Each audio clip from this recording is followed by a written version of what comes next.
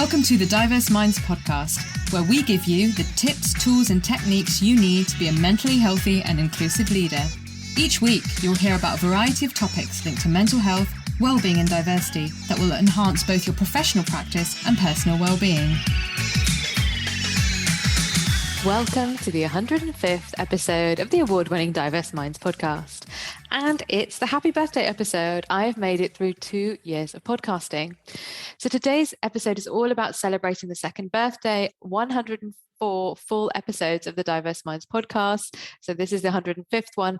And I wanted to share with you the 5 key reflections that I've learned from this year, from episodes 54 to 104. And I can't quite believe it. Here we are 2 years into the Diverse Minds podcast, and I am really pleased I've made it this far. I'm not sure that I expected to, because doing weekly shows does take a lot of work and effort, but it's definitely worth it.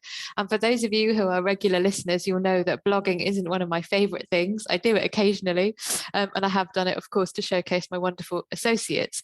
But time has flown, and I'm so pleased I stuck with it.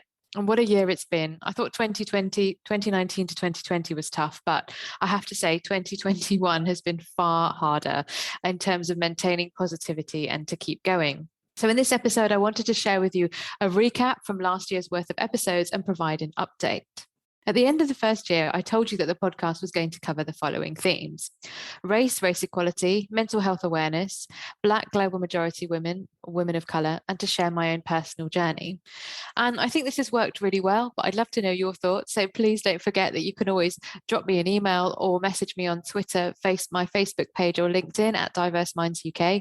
And I have indeed focused on these topics in order to provide more in-depth information and to have guests with specific backgrounds to help you put things into practice.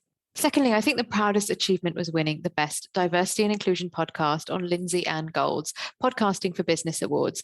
And the timing was great because it happened in January, where, let's face it, it's tough, but we were all on lockdown. The weather has been abysmal, and I really couldn't quite believe it. And typically what happened was we had to log onto a particular link, which had a video that would come up, and I tested it and it worked fine.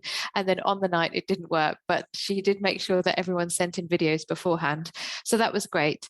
But I'm also really glad there wasn't a live video, because as I said to Lindsay Ann Gold in her episode, on her Podcasting for Business show, episode 45, I was actually crying. So I feel really lucky that wasn't live, actually. So it worked out as a blessing. And the episode I submitted for that show was episode number 41, Genuine Racism and Allyship, that talked about my own lived experience of racism in the workplace as a child growing up, what people can do, and how there's lots you can do to stand up against racism and racist structures. And I was up against some other really fantastic podcasts, not least to mention John Orford, who has a podcast on neurodiversity and neurodivergence, and he has amazing stars like Chris Packham. So I was not expecting to win, and it was just, and he's a former BBC broadcaster, he has tons of experience, and he was also incredibly humble and supportive. So that was great. And we had a little after party where we met with podcasters from around the world, and we had a little chat, and it's a very interesting community. If you know podcasters, generally they tend to be, and I know that this is a generalization, and of course not everyone will fit into this mold, but very chatty extrovert people. And that's why we have podcasts, because we like to talk. So I think I feel incredibly lucky, I feel incredibly proud, and I really was quite floored given the other competition in the space. And then I like to give you a recap about the most popular episodes so far. And they have been number 57, Assertiveness and Self-Care. So how to be assertive, look after yourself and set boundaries. Episode 76, Self-Love and Self-Esteem. What does it mean? And I had some former colleagues sharing it and saying that it would be really helpful for the teenagers and young people that they teach. So I'm really delighted about that. Those were both solo episodes. The third one was number 55, Shaping Your Routine and Self-Care. So that came out around the time of September 2020, thinking about how we are in this kind of interesting space. Some people were going back to work, but then of course we were then on a lockdown again, and how to look after yourself. Number 71, people love shows like this, which has been really interesting. Workplace Wellbeing Trends for 2021. And given its popularity, I will be sure to include my predictions for 2022 and to reflect on what I did get right or didn't get right for 2021. And then episode 60, To BAME or Not to BAME, all about how language around race. Do we use BAME? Do we not use that term? What other terms are possible? And interesting to me, anything around language has been super, super popular, which is not something I think would have sort of garnered so much interest. The same goes for my podcast on inclusive language, but in particular, the blog that gets at least 100, 200 hits each week. So I've made it one of the main scrolls on my page, on my webpage. But again, that really surprises me. The other thing I found really interesting about this was that these are all the solo episodes. So I think my guests are amazing, but the most popular episodes have been my solo episodes. So thank you for your support in me, trust in me, and the tips that you're obviously finding useful. But again, I find that really not what I expected. And this is the thing, you never know what's going to float. And I remember doing the episode on what your emojis say about equality, diversity, and inclusion. And I thought, right, this one's going to go through the roof. I spent a lot of time researching it, and it's not one of my top episodes at all. And then I wanted to share with you a little bit of demographic information. So you won't be surprised to hear that 79% of listeners are from the UK. The podcast is incredibly UK focused, with 90% of listeners residing in England, 5% in Wales, 2% in Scotland, and less than 1% in Northern Ireland. So there's clearly some work for me to do around engaging Welsh, Scottish, and Northern Irish listeners, because that is important to me. And I do like to talk about Northern Ireland with colleagues and friends and the history of it. So perhaps that's a potential spot where I could get more Northern Irish guests in. So that always illuminates something. 6% from the United States. And with top listeners being 28% from Virginia, 7% from Massachusetts, and 7% from Texas, which is interesting because if you listen to that episode number 41 about race and genuine allyship, you'll know that Texas is where I was born. So that's fascinating. And then 7% in California, where I do actually have a lot of family friends, but I don't think they know about the podcast. So I don't know if they are listening. So another interesting one. And then in terms of the gender, again, unsurprisingly, 76% female, 22% male, 1% not specified, and 1% non-binary. I think as a female, I do pick topics maybe that would, appeal to people who identify as female. Is there anything I can do more for male listeners? Drop me a line. Is there clearly some gaps there? I'm seeing things from my perspective, or potentially the topics are just not ones that maybe societally men are encouraged to engage with. And then in terms of listeners, so most of you listeners, a traditional bell curve, 27%, 28 to 34 years old, 24%, 23 to 27 years old, 20%, 35 to 44 years old, 18 to 22 years old, 14%, and then 12%, 45 to 59 years old, 2% 60 plus, and 1% 0 to 17 years old. Not hugely surprising. It's very, very work focused.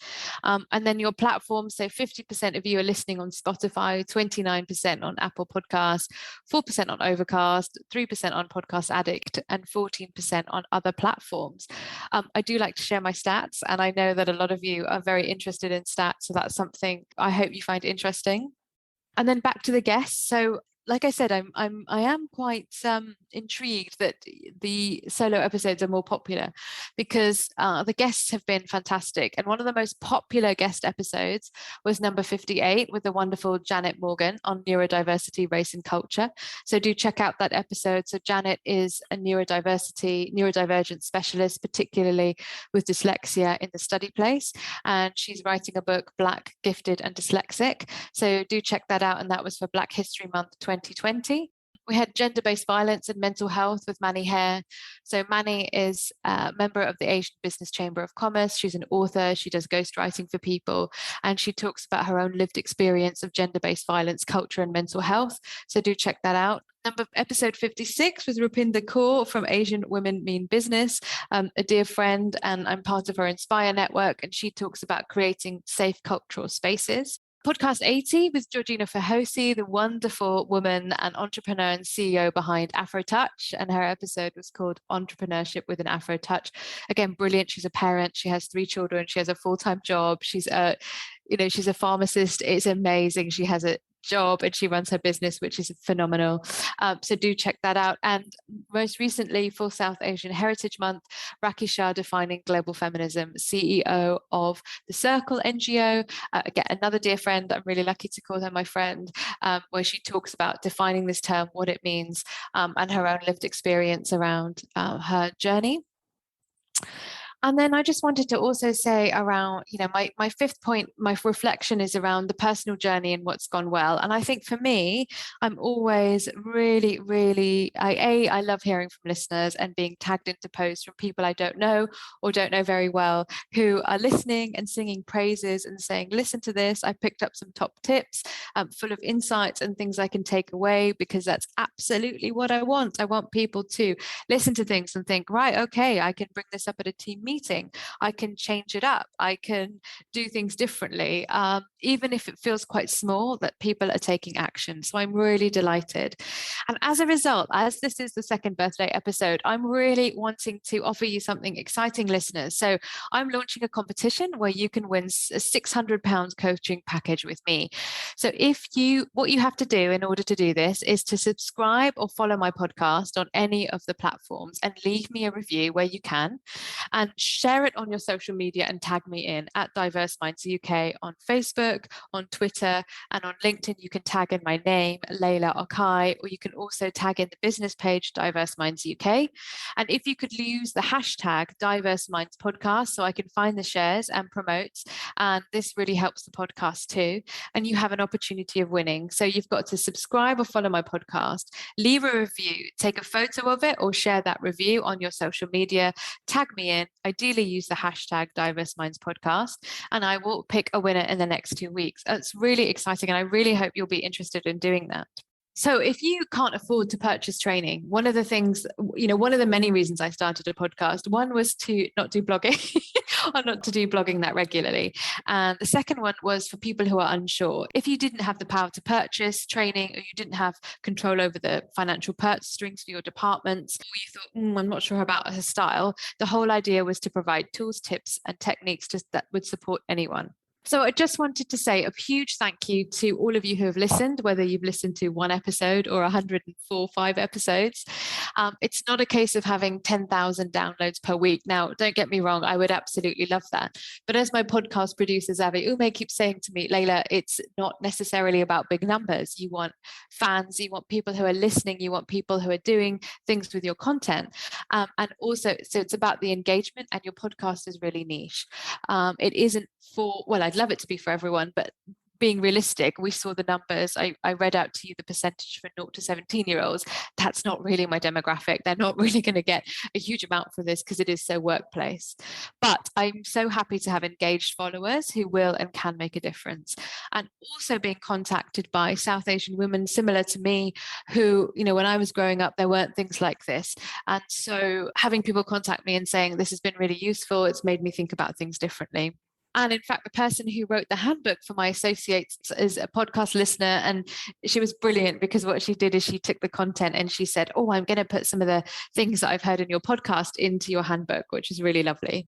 If you're unsure of working with me, it's a really good way to get to know me and decide if my approach is right for you or not. And going forward, it is going to be the same themes: mental health and recovery, and mental ill health and recovery, global majority women, race equality, and personal journey, with exciting guests, juicy contents, and also some subjects that are seen as taboo potentially, like menopause, although we're talking about it more, but menopause from the eyes of women of color, global majority women, etc. I'm not going to tell you everything. I think I need to tease you a little bit. Plus, each month we're going to have an overarching theme, which has worked really well. So, for example, July was myth busting, August was enabling South Asian women to shine, and then content within that. So please do spread the word and share this with anyone you think would like to get involved with listening to the podcast or the competition. And don't forget, the competition is to win a £600 coaching package with me. You have to subscribe or follow my podcast on the platform you listen to, leave a review where possible, share it on social media, and tag me in at Diverse Minds UK on LinkedIn, Twitter, and Facebook. And if you can use the hashtag Diverse Minds Podcast all together too, so I can find the shares and I will pick a winner in 2 weeks' time. So I really hope you enjoyed this episode. Thank you again for being with me on this journey. I really look forward to you coming on board for the 3rd year with more juicy content and ideas. And if you have anything you want me to cover under those 4 themes, please do send me a message. Email me at Layla, Leyla, at diverseminds.co.uk. And until next time, September is all about culture, cultural awareness, and culture in the workplace. So I really hope that you'll be listening in for those shows. Take care, everyone. Until next time. Thanks for listening to the Diverse Minds podcast. Don't forget to subscribe on Apple Podcasts, Spotify, or wherever you access your podcasts from. You can also connect with me on Facebook, Twitter, and LinkedIn. Tune into next week's episode of the podcast, where I'll bring you more insights on mental health and inclusion. Bye for now.